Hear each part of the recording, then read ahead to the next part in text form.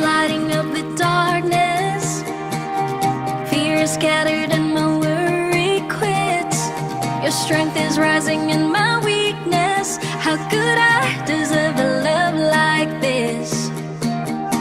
You're breathing life into my battles. You speak your purpose and the panic ends.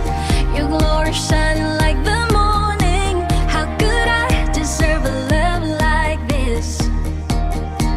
I'm trusting you, I'm laying down the lies. Open up my eyes, letting you change everything.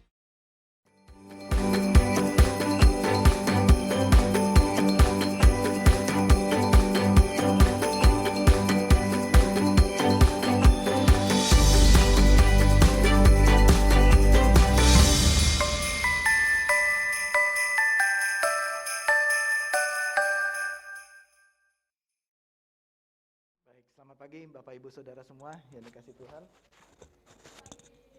Selamat datang di Every Nation Kelapa Gading. Selamat hari Minggu, selamat Natal saudara-saudara semua. Kita bulan ini setiap hari pokoknya selamat Natal gitu ya, sepanjang Desember ini. Nanti Natalnya tanggal 25, puncaknya. Jadi kita mengundang Bapak Ibu Saudara, silakan kita bersama-sama untuk fellowship bersama nanti minggu depan ya, tanggal 25 bagi yang available. Baik, sekali lagi selamat datang Bapak Ibu Saudara yang baru pertama kali hadir. Kami bersuka cita pada pagi hari ini kita bisa bersama-sama beribadah. Bagaimana kabar saudara sepanjang bulan ini? Ya, kita masih di dalam seri A Reason to Celebrate ya, sebuah alasan untuk bersuka cita, alasan untuk merayakan. Selalu ada alasan untuk kita merayakan. Di bulan Desember ini adalah bulan perayaan.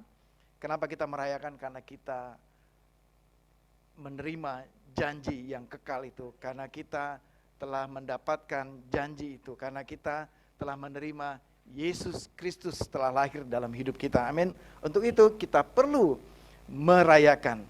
Yang minggu pertama, saudara masih ingat tema A Reason to Celebrate, God with us. Allah menyertai kita. Ya. Lalu berikutnya Tuhan adalah a source of light. Dia adalah sumber terang itu minggu lalu. Ya, Pastor Yahya menyampaikan firman bahwa Kristus datang membawa terang. Ya. Lalu berikutnya Prince of Peace, ya, everlasting peace, ya, damai sejahtera yang kekal selama-lamanya yang Tuhan berikan kepada kita dari Yesaya 9, ya. Nah, minggu ini kita akan lanjutkan Yesaya 11, ya, Yesaya pasal yang 11, ya. Baik, saudara siap dengan catatan saudara? Saya mendorong saudara mencatat, ya, agar firman ini bisa kita renungkan lagi dan menjadi berkat dalam kehidupan kita. Amin. Siapapun yang menyampaikan firman, saya mendorong saudara mencatat. Karena ketika firman diberitakan, ya Tuhan pasti akan melakukan sesuatu dalam kehidupan kita. Amin, saudara. Ini tahun lalu, ya, tahun lalu baru saja, ya, tidak berapa lama, bulan Desember 2021 yang lalu kami pergi berlibur ke Bali. Kami bawa mobil ke Bali. Jadi kami singgah di Surabaya, bermalam di sana, lalu pagi hari berangkat lagi ke Bali. Jadi masih lelah. Besok paginya kami ada pertemuan di Bedugul, ya, di Bedugul tuh di sini kira-kira ya, di mana ya, di sini ya, Bedugul. Kami ada pertemuan siang hari ya kita ketemu ya, makan siang bersama dengan jemaat, bukan jemaat Bali tapi jemaat kota lain. Kami bertemu di Bedugul, rame ya, ada lebih dari 10 orang. Nah, kami fellowship bersama-sama di sana. Nah, pulang dari fellowship makan siang itu, kami ada appointment berikutnya lagi, ya. Masih lelah, masih capek ya, baru sampai tiba di Bali. Saya drive ya, menyetir sampai di Bali, dan ini nyetir lagi ke Bedugul lagi. Pulang dari sana kita harus ada meeting, pertemuan lagi dengan Pastor Dedi. Kami pergi ke rumah Pastor Dedi sore ya, ada appointment sore hari di rumah Pastor Dedi. Nah, saya waktu itu mengambil keputusan mengambil jalan lain. Jadi kita coba lewat sini, Saya lupa nih apa itu namanya. Kenapa? Karena waktu itu Hana, anaknya Pastor Dedi, kasih kita Google Map. Saya bilang, Hana, saya sudah berapa tahun saya lupa Pastor Dedi itu di jalan apa rumahnya gitu kan. Jadi tolong kasih saya aja. Bukan Hana Bungaran ya, bukan ya. Hanandun ya. Jadi kasih saya aja alamat Google Map-nya, nanti saya tinggal ikutin aja, saya cari jalan tercepat. Kalau saya lewat Mengwi lagi tuh macet, saya tahu Mengwi itu lewat Tabanan situ macet gitu. Jadi saya mau cari jalan pintas.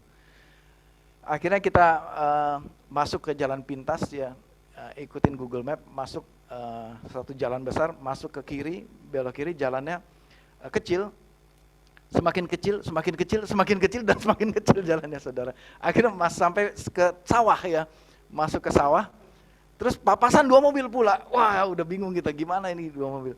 Jadi lama sekali di jalan itu, dan terus kita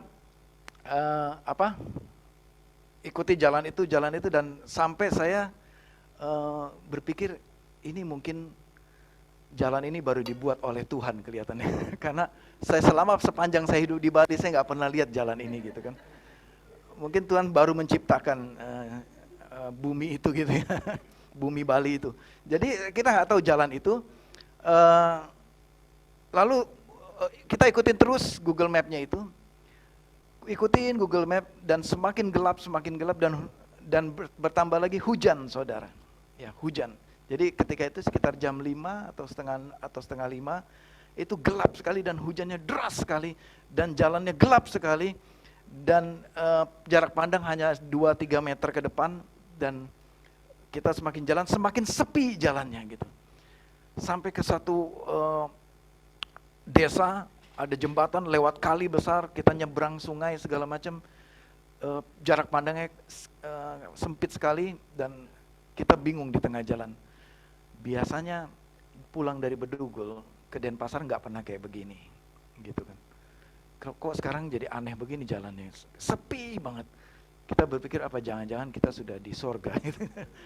Karena jalanannya nggak ada siapa-siapa saudara, dan bukan nggak ada siapa-siapa lagi, nggak ada mobil yang lewat juga, cuma kita doang di situ. Kok aneh banget ini ya, aneh banget kita jalan itu nggak ada mobil lain, nggak ada lewat rumah juga. Sawah semua isinya, dan saya baru menyadari setelah kita hampir sampai di ujung sini, terus naik gitu ya. Setelah saya periksa lagi Google Map-nya, jalan rumah Pak Dedi itu jalan Besakih ya. Rumah Pastor Dedi itu jalan Besakih. Jadi ketika kita cek Google Map-nya, Pura Besakih saudara.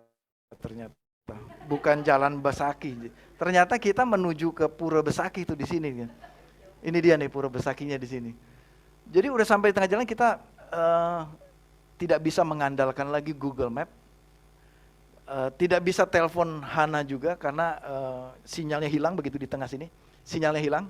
Jadi saya ini screenshot waktu kita di tengah ini. Saya screenshot di posisi terakhir. Terus saya screenshot posisi terakhir. Nggak ada sinyal, lalu tidak ada rumah di situ, semua gelap, kita nggak melewati rumah penduduk, nggak ada mobil yang lewat, dan gelap sekali di situ, dan jalan sempit. Jadi kita berdua ambil keputusan, ini kita mau lanjut atau gimana? Kayaknya salah nih. Dan setelah kita diskusi panjang, kayaknya ini menuju beneran ke Pura Besakih nih gitu. Dan kita nggak pernah memang ke Pura Besakih. Ini ke utara, kan rumahnya Denpasar tuh di selatan, ini di utara. Akhirnya kita ambil keputusan, udah kita putar balik aja. Putar balik dan kita ingat-ingat jalan balik tadi. Karena ini nggak ada sinyal saudara, nggak ada sinyal. Jadi, saya ingat, begitu sampai di jalan Kendedes ini baru muncul Google Map-nya ini sinyalnya. Akhirnya begitu muncul Google Map, paling aman udah Google Map-nya kita bikin udah rumahnya Mami aja di Jalan Badak. Kita bikin paling aman, kita balik lagi ke rumah kita di Renon. Akhirnya dapat ini mapnya dapat begini. Oh, baru kita lihat Google Map. Wah, kita salah ternyata. Ini beneran menuju ke Pura Besakih. Jadi berlawanan arah gitu. Akhirnya kita balik, ya ini 1 jam 5 menit bersyukur. Kita turun lagi sampai ke bawah dan itu dalam keadaan hujan gelap gitu, dan gelap sekali memang. Ya, karena hujannya deras sekali. Dan baru kemudian, ya thank you. Oh iya, ya, sebentar ya. Mic-nya kepanjangan. Oke, tes. Tes gini ya. Cek. Ya, sorry. Ya, jadi, nah ini lebih enak ya. Sorry. Nah, jadi sampai kita dapat sinyal lagi. Akhirnya kita paling aman balik ke rumahnya Mami lagi, maminya Bu Sharon. Jadi dari situ baru kita cari lagi rumah Pastor Dedi. Nah, saudara, ini cerita yang menarik yang kita alami tahun lalu. Artinya satu-satunya yang saya andalkan waktu itu Google Map ternyata nggak bisa diandalkan karena nggak ada sinyal di situ. Gitu. Jadi juga yang saya andalkan dari petunjuk dari Hana ternyata petunjuknya juga salah gitu ya. Jadi tidak ada lagi yang bisa kita andalkan ketika kita sampai di tengah hutan waktu itu. Ya kita hanya berdoa saja dan betul-betul mengandalkan Roh Kudus dan mengandalkan istri gitu ya. Jadi saudara yang punya istri, saudara harus dengar kata-kata istri. Amin yang istri bilang, amin gitu ya kan. Ya amin dong yang istri-istri gitu kan. Baik saudara, kita pagi hari ini ada di seri God, the source of hope. Ya ini ada di Roma 15 ayat 13. Ya kata-kata ini. Tapi kita mau coba tinjau dari Yesaya 11. Nah, kita akan belajar pagi hari ini. Ketika Kristus datang di hari Natal ini adalah hari kita memperingati kedatangan Kristus. Ya, Kristus datang membawa pengharapan kepada kita. Sebagaimana tadi saya tidak bisa mengandalkan keadaan, situasi, lingkungan, siapapun nggak bisa diandalkan. Kita hanya mengandalkan Tuhan saja. Dan puji Tuhan saya bisa kembali dengan selamat dari nyasar di tengah hutan. Ya mungkin saudara pernah mengalami nyasar seperti saya. Ketika kita nyasar, siapa yang kita andalkan? Nah kita mau belajar pada pagi hari ini bahwa Tuhan Yesus Allah satu-satunya sumber pengharapan kita. Mari kita buka di Yesaya pertama. Yesaya 11 ayat pertama. Ya. Saya akan bacakan Yesaya 11 ayat pertama. Ya, sudah ada di situ. Suatu tunas akan keluar dari tunggul Isai dan taruk yang akan tumbuh dari pangkalnya akan berbuah. Ya. Perhatikan, suatu tunas akan keluar dari tunggul Isai dan taruk yang akan tumbuh dari pangkalnya akan berbuah. Saudara-saudara, ini adalah suatu metafora. Metafora itu adalah kiasan. Sebentar. Ya, metafora adalah kiasan. Suatu tunas akan keluar dari tunggul Isai. Nah, saudara, apa yang dimaksud dengan tunggul itu? Nah, ini adalah tunggul, ya. Tunggul. Tunggul ini adalah pohon, akar pohon yang ditebang, ya, dan disisakan. Ya, biasa kalau penebang pohon itu dia sisakan, apalagi dari zaman dulu ya, dari zaman Yesaya, beginilah cara orang menebang pohon. Kayunya dipakai untuk membangun rumah, akar dan batangnya ini disisakan seperti ini namanya tunggul. Ya, namanya tunggul. Dan tunggul ini akan dibiarkan mati begini. Ya, ini pohon sudah mati, saudara-saudara. Ya, pohon ini sudah mati, sudah tidak ada kehidupan, tidak ada daunnya di situ ya. Lalu firman Tuhan katakan, dan taruk akan tumbuh dari pangkalnya, dan taruk yang tumbuh dari pangkalnya akan berbuah. Nah, Yesaya menubuatkan, ini adalah satu kiasan. Yesaya menggambarkan kedatangan Kristus nanti, kedatangan Kristus Yesus nanti, itu seperti tunas yang tumbuh dari dalam tunggul yang sudah mati tadi. Ya, seperti ini contohnya. Ya. Ya. Seperti ini contohnya. Ini. Nah, ini adalah tunas yang tumbuh dari tunggul tadi, ya. Tunas yang tumbuh dari tunggul. Dan tunas ini akan terus bertumbuh menjadi sebuah taruk namanya ya. Taruk itu satu pohon kecil. Ya, dan kemudian dari pangkalnya ya, dari taruk ini akan dikatakan akan berbuah, ya. Dalam terjemahan lainnya, a branch shall grow out of his roots, ya. Satu cabang ini akan keluar beberapa cabang ya dari tunas ini, yaitu taruk itu, dan itu akan berbuah, ya. Nah, jadi yang pertama saya mau sampaikan pada saudara pada pagi hari ini, bahwa Kristus itu digambarkan sebagai tunas yang tumbuh dari tunggul itu. Nah, tunggul itu yang dimaksud dalam kiasan Yesaya 11 ini adalah Israel, ya. Israel yang setelah masa pembuangan, yang imannya sudah mati, Israel yang tersisa, yang sudah tidak percaya kepada Tuhan, tetapi Yesaya bernubuat bahwa masih ada nanti sisa Israel itu yang percaya kepada Yahweh, ya, kepada Tuhan, kepada Allah, dan dari sisa Israel inilah akan lahir. Makanya kalau kita baca Matius, saudara, itu ada silsilah. Itu mau membuktikan kepada orang Yahudi, orang Israel, bahwa Yesus yang lahir ini adalah dari keturunan Daud. Ya, makanya dikatakan tunggul Isai, ya, dari keturunan Isai. Isai itu bapaknya Daud, ya. Lalu lahirlah Yesus. Ini berarti bahwa Tuhan memberikan pengharapan dari yang sudah mati ini masih bisa tumbuh tunas. Jadi yang pertama yang saya mau sampaikan, bahwa Allah sumber pengharapan kita. Di hari Natal ini kita akan belajar pada pagi hari ini bahwa Allah adalah sumber pengharapan kita. Pengharapan apa? Yang pertama, dari ayat 1 sampai ayat ke-3 tadi, Tuhan Yesus adalah harapan akan mujizat kehidupan. Yaitu dari yang mati, Tuhan bisa membuat menjadi hidup. Ya, kita akan baca selanjutnya ayat 2. Roh Tuhan akan ada padanya. Roh hikmat dan pengertian, roh nasihat dan keperkasaan, roh pengenalan dan takut akan Tuhan. Ya, kesenangannya ialah takut akan Tuhan. Nah, saudara-saudara, Bapak Ibu Saudara yang dikasihi Tuhan, Kristus datang membawa pengharapan.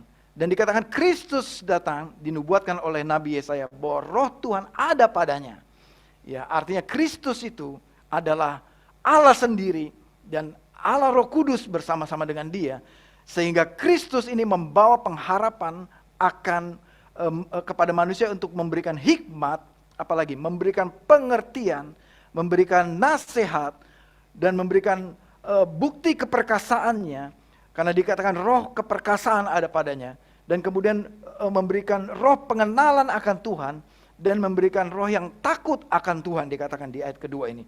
Jadi roh Kristus, jadi Kristus itu memberikan kepada kita, tadi saya ulang lagi, hikmat kepada saudara. Ada harapan ketika kita kurang hikmat, Tuhan memberikan hikmat.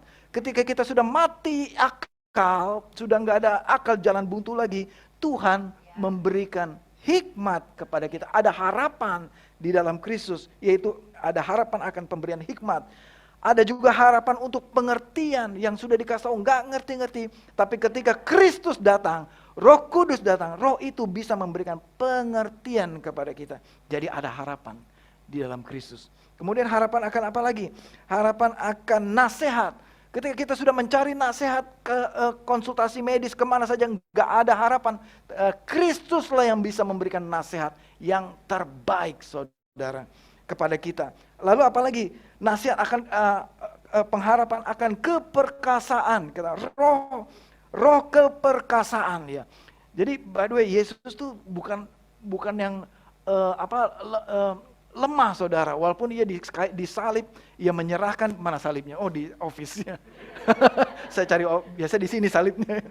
Ya, ketika Kristus mati di kayu salib, bukan membuktikan dia lemah, saudara. Tapi Kristus mati di kayu salib, dia menyerahkan dirinya untuk mati di kayu salib, untuk saudara dan saya diselamatkan. Tapi Kristus sebenarnya dia adalah perkasa, saudara. Dia adalah Allah yang perkasa. Nah, minggu depan kita akan masuk ke tema itu, ya. Yesaya 9 ayat ke-5. Dia adalah Bapa yang kekal, Allah yang perkasa, ya, Raja damai. Kristus itu disebut orang, ya, disebut orang, ya, Allah yang perkasa. Jadi Kristus adalah harapan kita ketika kita lemah, kita butuh kekuatan. Siapa yang bisa memberikan kekuatan? Kristus, Yesus Tuhan kita. Lalu apa lagi? Roh pengenalan dan takut akan Tuhan. Hanya kita bisa harapkan dari siapa? Yesus Kristus Tuhan kita. Ketika dia datang, ketika dia lahir, ketika Kristus hadir di dalam hati kita, dia memberikan roh pengenalan akan Tuhan. Sehingga kita bisa mengenal siapa Tuhan kita. Sehingga kita bisa mengalami secara pribadi kehadiran Kristus di dalam hati kita. Ketika kita tersesat, ketika kita ada masalah, ketika kita buntu, ketika kita dalam kebimbangan, dalam kebingungan, ada harapan di dalam Kristus. Karena Kristus akan memberikan pengenalan akan Tuhan. Untuk kita mengenal siapa Bapa kita. Dan roh takut akan Tuhan. Roh takut akan Tuhan ini akan menghindarkan kita, mengeluarkan kita dari belenggu dosa. Sehingga kita takut untuk berdosa kepada Tuhan. Sehingga kita takut untuk melukai hati Tuhan. Sehingga kita ada takut akan Tuhan. Untuk kita terus beribadah kepada Dia. Ada harapan di dalam Kristus. Jika saudara mendoakan orang lain, saudara kayaknya dia gak berubah-berubah Tuhan. Dia kok gak ada takut-takutnya sama Tuhan. Saudara, ketika Kristus hadir, ketika kita berdoa kepada Bapa, berharap kepada Tuhan Yesus Kristus, Dia akan sanggup melakukannya untuk orang tersebut. Siapapun yang engkau doakan. Mungkin kau doakan suamimu gak berubah-ubah. Berdoa kepada Tuhan, harapan kita hanya kepada Yesus. Dialah yang bisa membuat hati suami kita takut akan Tuhan. Dialah yang bisa membuat hati istri kita takut akan Tuhan. Dialah yang bisa merubah hati orang tua saudara. Dialah yang bisa merubah hati anak saudara. Dialah yang bisa merubah hati teman saudara. Saudara dan saya nggak bisa merubah hati orang. Amin saudara. Satu-satunya harapan kita untuk orang itu bisa berubah hanyalah Yesus Kristus Tuhan kita. Amin saudara. Melalui Roh Kudusnya, roh yang penuh keperkasaan itu, roh nasihat, roh hikmat, roh pengertian, roh pengenalan akan Tuhan, roh takut akan Tuhan. Itu yang akan bekerja ketika kita menerima Kristus sebagai Tuhan dalam hidup kita. Amin saudara. Yang pertama, harapan bagi saudara akan mujizat.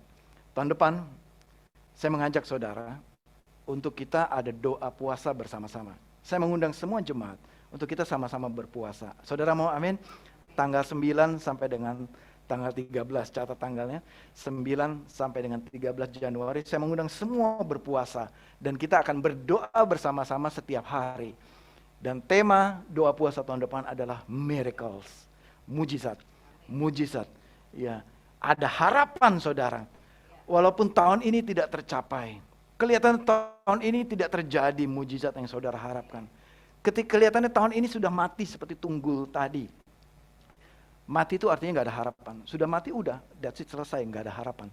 Tapi ketika Kristus hadir, sama seperti waktu Lazarus sudah mati, sudah tidak ada harapan bangkit lagi. Bahkan sudah 4 hari, itu sudah berbau karena tidak diformalin waktu itu kan. Sudah berbau busuk 4 hari, tapi ketika Kristus datang, menghampiri liang kuburnya, dan Kristus katakan, Lazarus keluar. Lazarus seketika itu juga keluar. Yang mati, Tuhan bisa bikin hidup lagi. Amin saudara. Juga tunggul yang mati tadi, Tuhan bisa tumbuhkan lagi tunas. Ketika Kristus hadir, ada harapan baru. Amin saudara. Jadi satu-satunya pengharapan hanyalah Kristus Yesus Tuhan. Yang kedua, Kristus datang memberikan pengharapan akan apa? Harapan akan penghakiman yang adil. Kita baca lanjut terusnya ya ayatnya.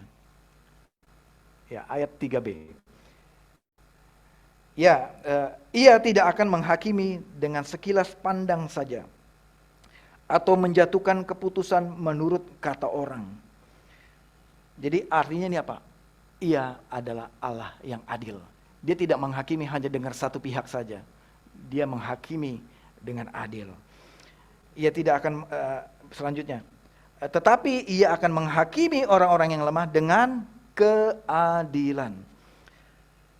Dan akan menjatuhkan keputusan terhadap orang-orang yang tertindas di negeri dengan kejujuran.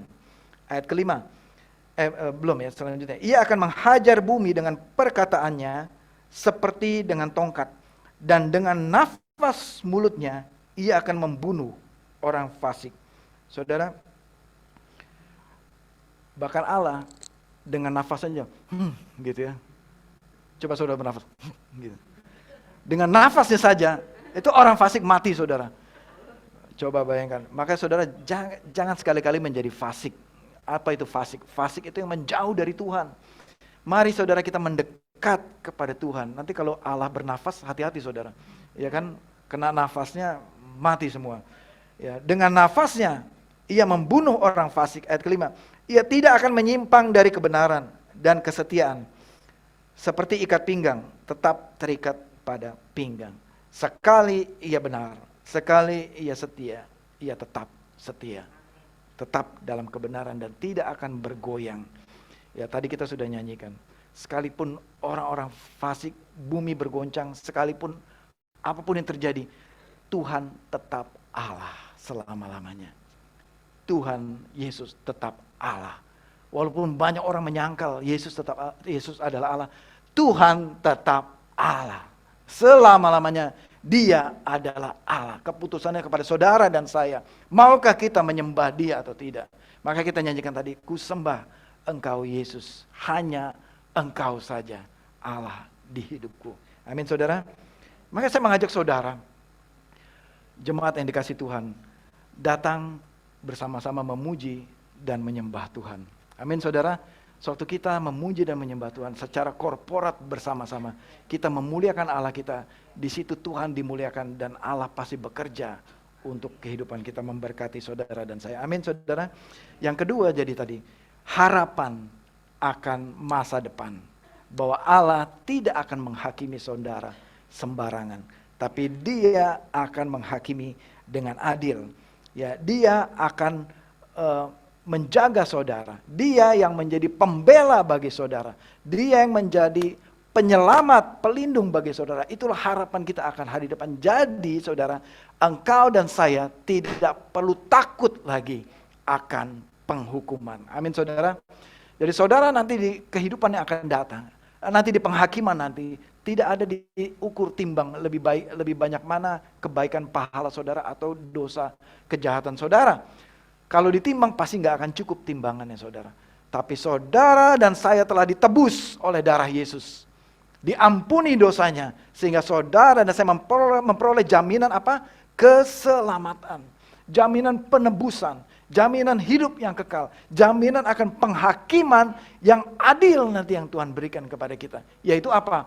Hidup yang kekal bersama dengan Allah Bapa di surga. Bersama dengan Tuhan Yesus. Jadi saudara tidak dihakimi lagi berdasarkan dosa-dosa masa lalu saudara. Masa lalu saudara sudah dihapus oleh Tuhan. Saudara telah menjadi ciptaan baru. Amin saudara. Engkau adalah ciptaan baru. Itulah harapan kita. Bahwa Kristus datang. Natal tiba. Kristus datang membawa harapan akan keselamatan bagi saudara dan saya. Keselamatan kita bukan karena perbuatan baik kita. Tetapi sepenuhnya karena kasih karunia. Karena Kristus telah menebus dosa saudara dan saya. Amin. Berbahagialah kita yang menerima Kristus sebagai Tuhan. Ada harapan akan masa depan, akan kehidupan kekal. Yang terakhir, harapan akan kehidupan damai dan penuh pengenalan akan Tuhan. Ini yang minggu lalu saya sambung kemarin Pastor Joe minggu lalu, bahwa Tuhan datang yang membawa damai, peace of God dan peace with God. Ya. Dia membawa damainya Tuhan kepada kita sehingga kita memiliki damai sejahtera dan Dia mendamaikan juga hubungan kita dengan Allah Bapa di surga. Dikatakan di ayat 6 selanjutnya, serigala akan tinggal bersama domba. Saudara, kalau masa sekarang, saudara bayangkan ya, bisakah serigala tinggal bersama dengan domba? Ya, pasti nggak bisa. Ya, karena apa? Karena makanannya serigala itu domba. Ya, makanannya domba itu rumput. Ya, jadi ini suatu rantai makanan. Makanya gembala-gembala ini menjaga domba dari serangan serigala, ya kan? Tapi nanti ada pengharapan ketika Kristus datang, serigala itu bisa tinggal bersama dengan domba. Ya, lalu apa berikutnya? Dan macan tutul akan berbaring di samping kambing. Ya, saya buka ayat ini dulu. Macan tutul berbaring bersama dengan kambing. Ini hanya ada kalau di kartun saja kan saudara ya. Gitu. Harusnya ini sudah dimangsa habis nih si kambing ini kan.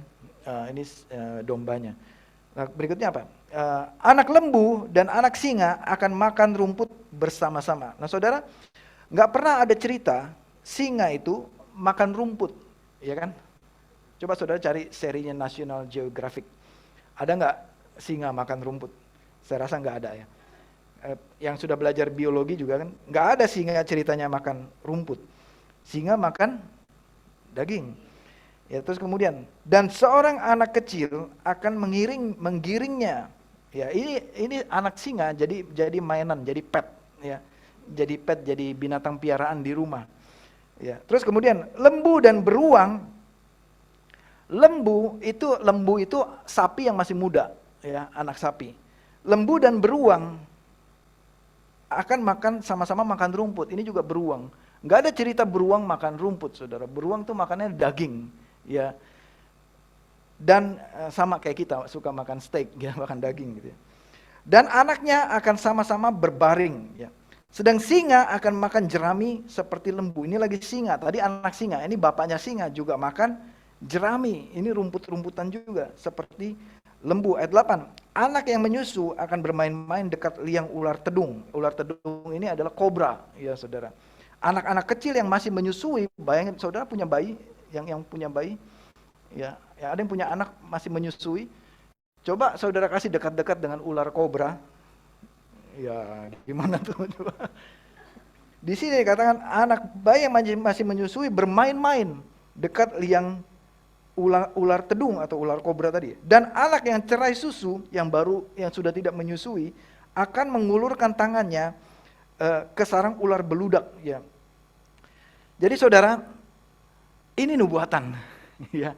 Ini nubuatan Yesaya. Pada masa itu, tahun 740 sebelum Masehi, pasti ini nggak terjadi. Dan setelah Kristus datang digenapi juga nubuatannya ini, sebagian telah tergenapi nubuatan ayat pasal 11 ini. Kristus sudah datang, ya. Dan sampai dengan hari ini belum ada cerita singa makan rumput kan? Tapi saudara, sekali dinubuatkan, ini pasti akan terjadi. Amin saudara. Sebagaimana nubuatan Yesaya semuanya sebelumnya ini sudah terjadi. Dan ini nubuatan Yesaya berarti belum selesai. Amin saudara. Berarti belum selesai. Jadi nanti akan terjadi saudara. Nanti akan terjadi. Di mana singa akan makan rumput. Di mana beruang akan makan jerami, makan rumput bersama-sama dengan lembu. Artinya apa saudara? Ada damai di bumi ini. Tidak ada lagi perang. Tidak ada lagi pertikaian. Tidak ada lagi orang berbuat jahat. Tidak ada lagi kejahatan di muka bumi ini. Tidak ada lagi cakar-cakaran antara binatang dan berperi kebinatangan itu ya, yang cakar-cakaran. Kalau saudara nonton National Geographic, perkelahian antar spesies binatang. Karena memang begitulah binatang liar ya, rantai makanannya. Tapi nanti nubuatan ini akan terjadi saudara. Ketika Kristus datang. Jadi belum selesai. Kristus akan datang lagi kedua kalinya sebagai Raja. Dan semuanya akan ada tatanan yang baru nanti. Ada rantai makanan yang baru. Ada tatanan bumi yang baru yang Tuhan bikin. Di mana semua bumi akan penuh dengan pengenalan akan Tuhan. Seperti air menutupi lautan dasarnya dikatakan. Seperti air laut menutupi dasarnya. Seperti waters cover the sea. Kalau saudara pergi ke lautan, apa yang saudara lihat? Hanya air saja saudara, kita nggak bisa lihat apa-apa. Karang di bawahnya kita nggak bisa lihat.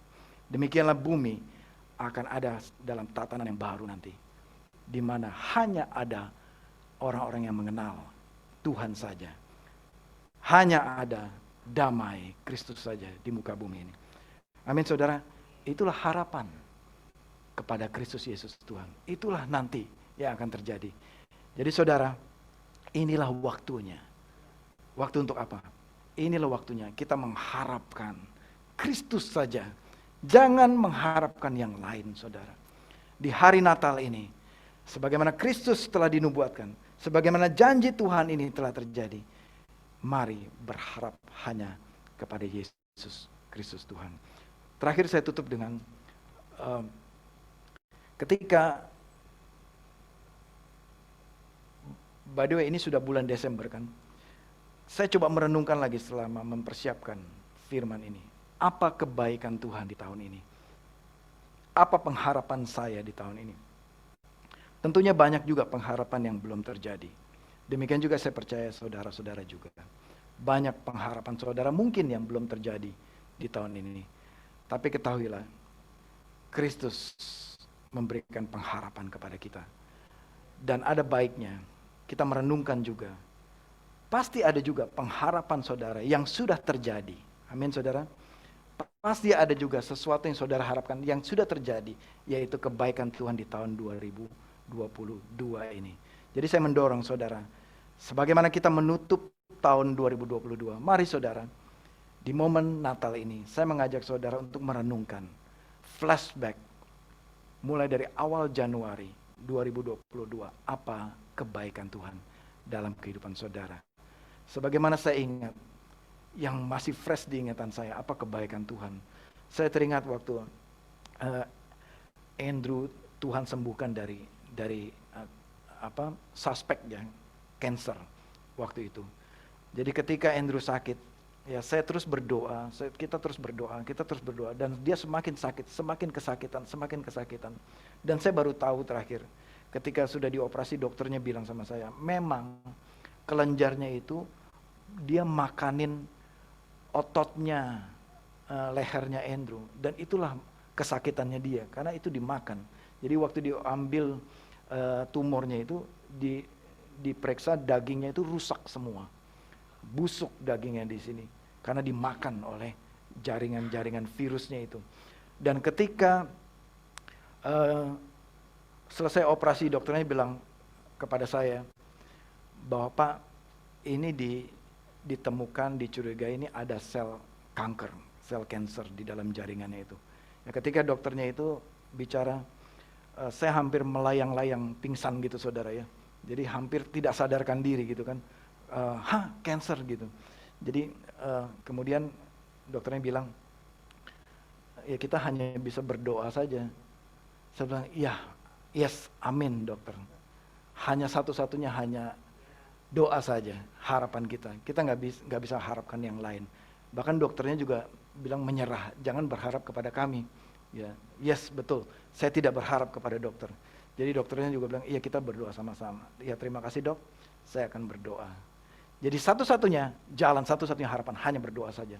Ya kemudian dilakukan pemeriksaan, hasilnya akhirnya keluar 2 minggu kemudian hasil pemeriksaannya menunjukkan betul dicurigai ada sel cancer. Ya, lalu disarankan lagi untuk lanjutkan pemeriksaan berikutnya yang disebut imunohistokimia. Terus kita berdoa, dokternya bilang, ya ini kita hanya berdoa saja Pak. Ya dok, saya juga berdoa. Jadi kami berdoa. Saudara, jadi tidak ada lagi yang kita bisa harapkan. Dokter juga kita nggak bisa harapkan. Dan dokter nggak bisa kasih obat juga. Bilang, jadi obatnya apa dok? Nggak ada obat gitu. Tunggu aja hasil pemeriksaan. Jadi terus kita gimana? Udah berdoa aja. Nggak ada lagi yang kita bisa harapkan. Kita hanya bisa berdoa saja waktu itu. Dan tunggu lagi. Saya ingat Pak Yahya waktu itu, udah Rason minta aja obat TB-nya. Obat TBC gitu. Saya minta dok, saya minta aja obat TBC. Nggak bisa Pak. Bilang, karena ini belum confirm TBC, dia bilang. Ini kemungkinan masih cancer gitu. Oh ya udah, berarti nggak bisa. Jadi tanpa pengobatan, dan dokternya bilang kalau ini tidak diobati ini bisa bengkak lagi. Dan saya periksa beneran bengkak lagi. Jadi dalam beberapa minggu itu Andrew mulai bengkak lagi. Ini kita tunggu lagi pemeriksaan berikutnya. Lama lagi, 2 minggu lagi kita tunggu. Dan sampai akhirnya ya menjelang build waktu itu ya, kita udah pikir ini kalau hasilnya nanti cancer lagi nih, kita nggak berangkat build. Ya karena Andrew harus melalui proses kemo dan lain sebagainya. Akhirnya kita terus berdoa, dan satu-satunya saya ingat ayat, nanti kita lihat di Roma, ayat Roma 15 ayat 13 tadi, bahwa sumber pengharapan kita hanya Yesus Kristus saja. Dan sampai akhirnya keluar hasil histokimianya, yang lalu saya ketemu dokternya dan dia baca, puji Tuhan. Enggak, dia enggak bilang puji Tuhan. Saya yang bilang puji Tuhan. Hasilnya negatif. Puji Tuhan, saya bilang hasilnya negatif. Tidak ada cancernya negatif dan hanya TBC saja. Jadi kita bersyukur, mengucap syukur, dan saya bilang thank you dokter, dan dokternya bilang ya ini semua karena Tuhan juga, dia bilang. Jadi dokternya bukan Kristen, tapi dia sungguh-sungguh juga bersama-sama saya, kita beriman, berdoa, mengharapkan Tuhan. Dan jadi saudara, saya tutup dengan ini, Roma 15 ayat 12 dan 13. Dan selanjutnya kata Yesaya, ya bahkan Paulus, saudara, Paulus mengutip juga ini dari kitab Yesaya.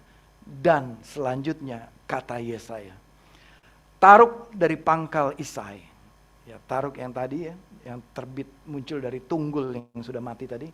Taruk dari pangkal Isai. Isai ini adalah bapaknya Daud, ya. Jadi dari keturunan Daud lah, dari keturunan Isai lah akan terbit. Dan ia, yaitu siapa?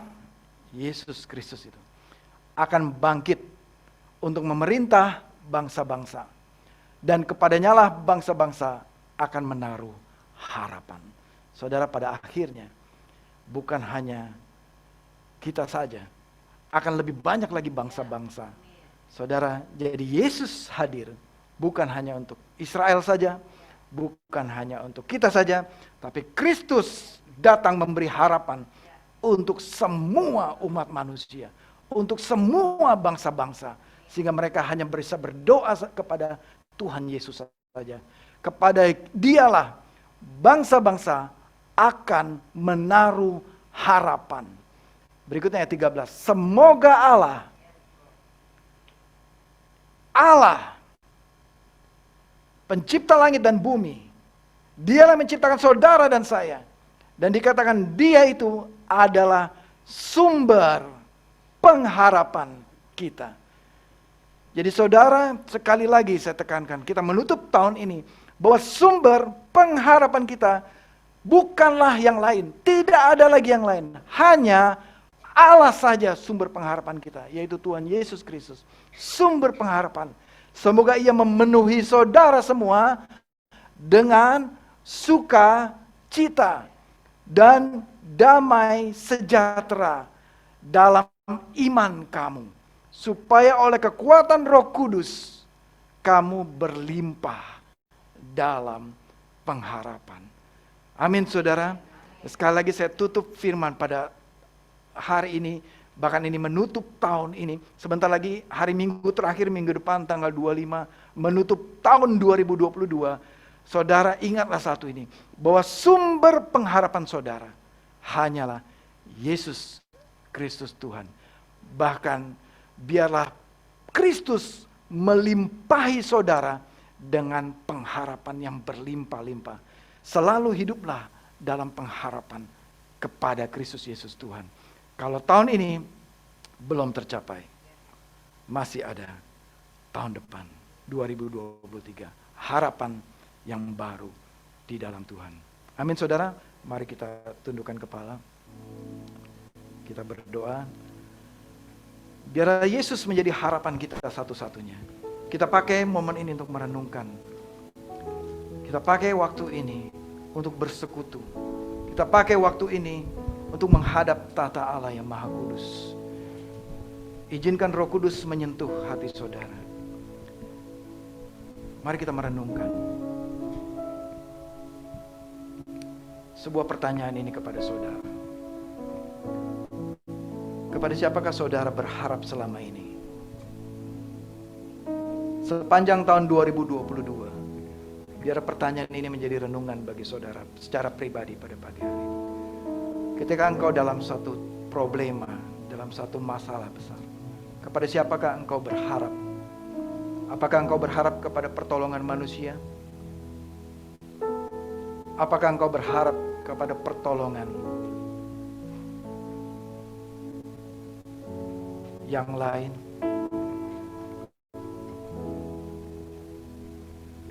Apakah engkau berharap kepada pertolongan keahlianmu sendiri? Apakah engkau berharap mengandalkan aset harta bendamu? Apakah engkau berharap mengandalkan hikmat atau pengalamanmu di masa lalu? Apakah engkau berharap kepada keluargamu? Mari saudara, biar hari ini menjadi hari perenungan kita di hadapan Tuhan Allah Bapa.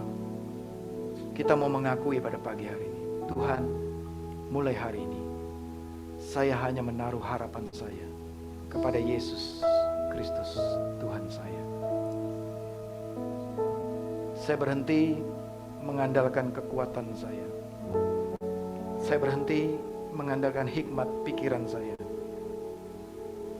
Saya berhenti mengandalkan bergantung kepada klien saya.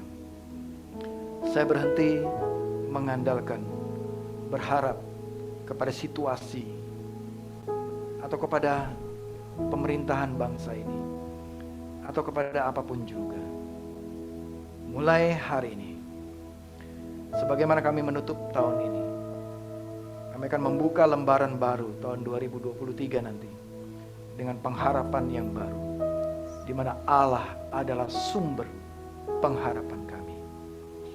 Allah adalah sumber pengharapan kami. Yesus adalah sumber pengharapan kami satu-satunya. Di dalam nama Tuhan Yesus. Mari saudara kita menyembah Tuhan bersama-sama. Kita nyanyikan pengharapan kita di dalam Yesus Kristus Tuhan. Harapanku di dalam-Mu, hanya Kau Yesus kuatku. Ku percaya, ku aman dalam-Mu.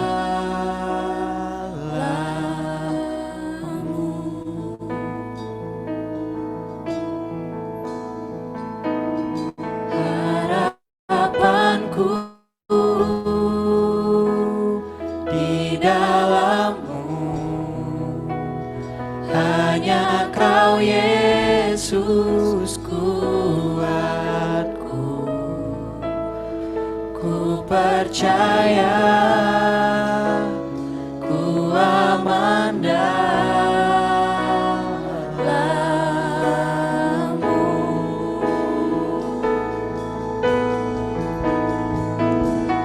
Harapanku di dalam-Mu, hanya Kau Yesus kuatku. Ku percaya, ku aman dalam-Mu.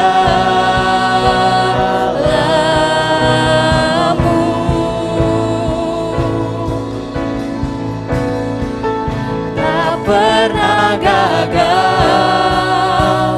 rencana-Mu, terangi jalanku, kuasa-Mu sempurna. Pengharapanku takkan hilang, sebab masa depanku Kau sediakan. Tak pernah gagal rencana-Mu, terangi hidupku, kuasa-Mu sempurna. Pengharapanku takkan hilang, sebab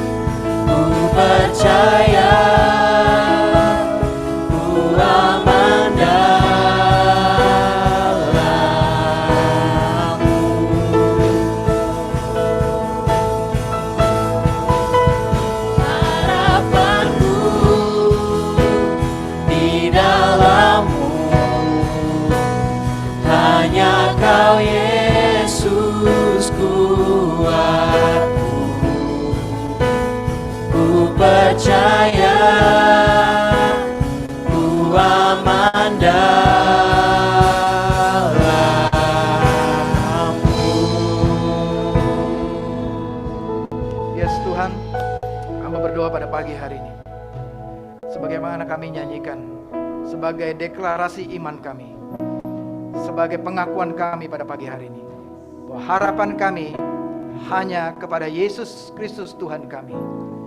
Mulai hari ini Tuhan, kami declare, kami serukan setiap hari dalam kehidupan kami. Bahkan hati kami terus berseru bahwa pengharapan kami hanya kepada Yesus Kristus Tuhan.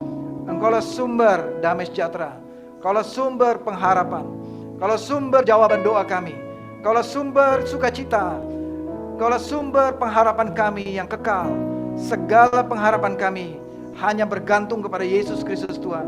Aku berdoa biarlah semoga Allah sumber damai sejahtera memenuhi kami dengan sukacita kasih damai sejahtera yang melimpah-limpah, sehingga kami penuh berlimpah dengan pengharapan yang baru setiap hari. Penuh berlimpah dengan pengharapan kepada Yesus Kristus Tuhan kami. Aku berdoa jemaat-Mu pada pagi hari ini Tuhan. Mereka yang sedang berdoa, yang menantikan jawaban doa, mereka yang sedang bergumul dalam doa mereka, pada pagi hari ini biar mereka menaruh harapnya hanya kepada Yesus Kristus Tuhan. Jika doamu belum terjawab, saya berdoa, saya dorong saudara untuk terus berseru dan terus berdoa dengan tidak putus-putusnya kepada Tuhan Yesus Kristus, bahwa Tuhanlah Allah yang setia, yang menghakimi dengan adil, benar, dan setia, bahwa Dia akan menjawab doa saudara sesuai dengan keperkasaannya, sesuai dengan kekayaan kasih karunia-Nya, dan biarlah kekayaan surgawi melimpah dalam kehidupan kita selama-lamanya. Terima kasih Tuhan untuk janji setiamu, untuk new covenant, untuk janji yang baru, perjanjian baru di dalam Yesus Kristus Tuhan kami, bahwa ada harapan di dalam Engkau Tuhan, kekal selama-lamanya. Kami aman di dalam Engkau Tuhan, dan pengharapan di dalam Yesus Kristus Tuhan tidak akan pernah mengecewakan kami. Terpujilah nama-Mu Bapa, kekal selama-lamanya. Terima kasih Tuhan. Mari jemaat kita bangkit berdiri, kita akhiri ibadah kita. Dan saudara pulanglah dengan satu pengharapan ini, pulanglah dengan membawa firman ini. Kiranya berbahagialah saudara yang mendengar firman Tuhan, yang merenungkan firman Tuhan, dan yang melakukan firman Tuhan ini dengan setia. Mari angkat tanganmu dan terimalah berkat dari Allah Bapa di surga. Kiranya kasih karunia Allah Bapa, damai sejahtera dari Tuhan Yesus Kristus, penyertaan Roh Kudus kekal selama-lamanya menyertai engkau mulai hari ini sampai selama-lamanya. Berkat-berkat yang maha kudus, berkat yang maha mulia, berkat kekayaan surgawi menyertai engkau seumur hidupmu. Tuhan memberkati engkau dan melindungi engkau. Tuhan menyinari engkau dengan wajahnya dan memberikan engkau kasih karunia. Tuhan menghadapkan wajahnya kepadamu dan memberikan engkau damai sejahtera kekal selama-lamanya. Persekutuan dengan Roh Kudus, berkat-berkat Tuhan melimpah mulai hari ini sampai selama-lamanya, sampai Tuhan Yesus Kristus datang kedua kalinya. Dan semua jemaat menerima berkat Tuhan ini katakan bersama-sama, amin, amin, amin.